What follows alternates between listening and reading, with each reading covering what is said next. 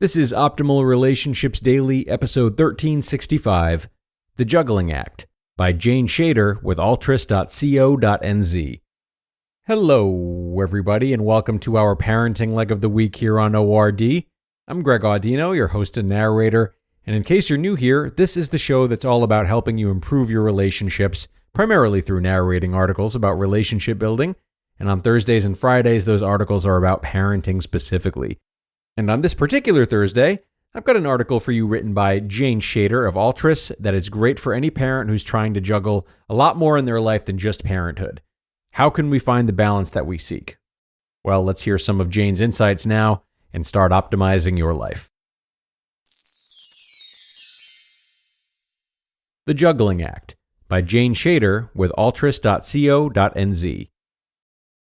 The struggle of the juggle is a topic very dear to my heart as a working mother of three, a director, a chairperson, a wife, and an individual.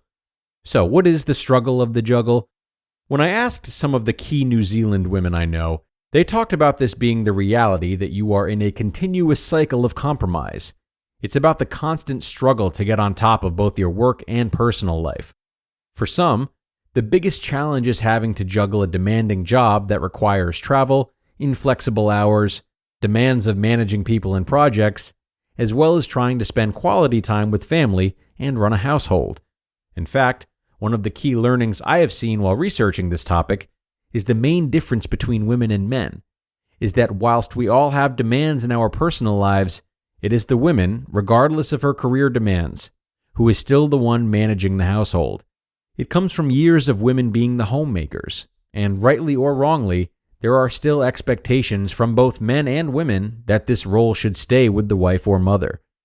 When I had my first child, I learned about what it meant to struggle to get the juggle right between all the roles I felt I needed or wanted to have in my life. Mother, career woman, wife, individual, friend, daughter, sister, and community contributor. I found the pendulum of balance would sometimes swing too far left and sometimes swing too far right. And what I learned is that this is simply a reality of a working woman who has a lot of balls to juggle. Whatever the balls you're juggling, the key is to understand your trigger points to know when there are too many, or when one is spinning out of control. And the reality is, it's no longer simply work-life balance, but work-home-life integration, and understanding how you integrate them all. If you're struggling to juggle the many demands in your life, these are the top 6 tips I've gained from inspirational New Zealand professional women on how to juggle well while maintaining some form of sanity. Number 1. Focus on the benefits. 3 good things that happen every working day.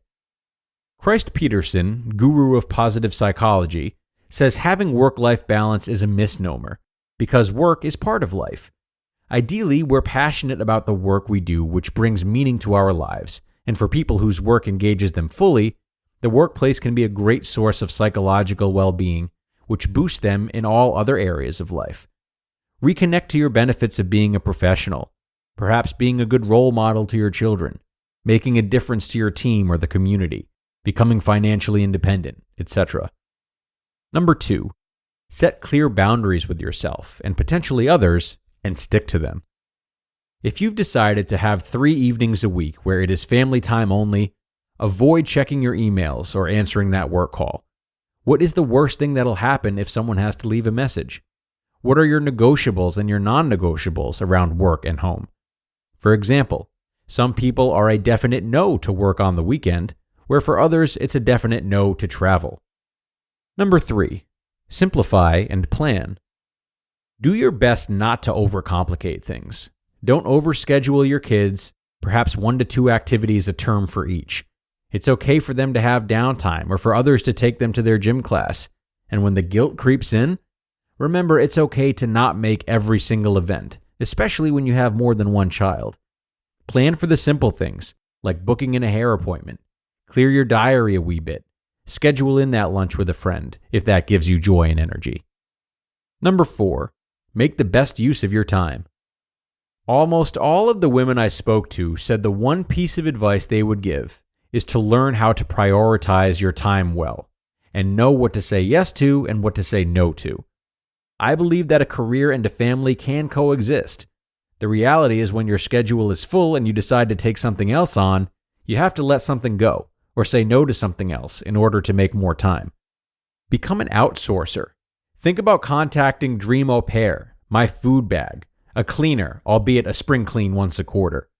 My clients who are happier and more fulfilled understand what gives them energy and happiness, and they make time for it. Sometimes that means letting go of having things done your way, like shopping, washing, or cleaning. Does it really matter? Number 5, be kind to yourself. Oxygen mask theory. I see a common theme that we feel we have to do it all. We have to be busy all of the time. Otherwise, surely it's a sign that we aren't performing. It's okay to say, things are great, rather than, I am so busy all of the time. Monitor your self-talk, and when that voice in your head is going strong, imagine that you're talking to your friend. How would you respond to them if they shared struggles with you? Now translate that to yourself. How often do we beat ourselves up in our own heads? I'm such an idiot for saying that I would help on this project. Can you book one-on-one time with yourself? I often have women telling me that they feel they constantly have to give, and there's no time for themselves. Make this a priority if you want to keep your sanity. Number 6, build a community, friends, family, partner.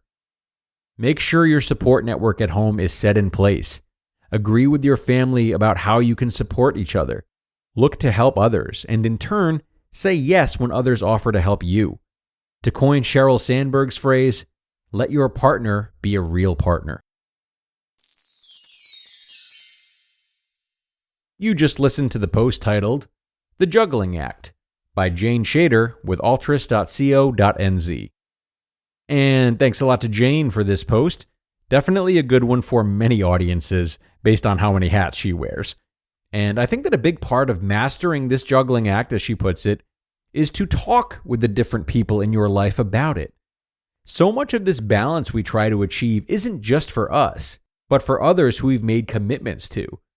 Rather than adding more to our plate by assuming what they need from us and trying to sort things out on our own, since we're the only ones who have relationships to all these people, consider sharing this concern with someone who's affected by it. Reach out to coworkers or family members. Let them know how you're trying to juggle, and simply see how they respond. They might be able to offer more flexibility than you anticipate. They might be willing to help you out or offer you different resources. And, last but not least, they might just be very compassionate or maybe going through something similar of their own. Just because you're the only person that has touch points with all of these different groups doesn't mean that members of these different groups don't care about you and don't want to help you do right by the others that they don't have involvement with. When it comes to making sense of all of this, your partners don't have to be limited only to your romantic partners or other family members. A lot of people will look to help you in different ways. Okay, everyone, and it's time to get out of here for the day. I hope that not only the parents, but that everyone who feels they have a lot on their plate enjoyed this episode, and be sure to come on back tomorrow, guys, where I will have another post for you and where your optimal life awaits.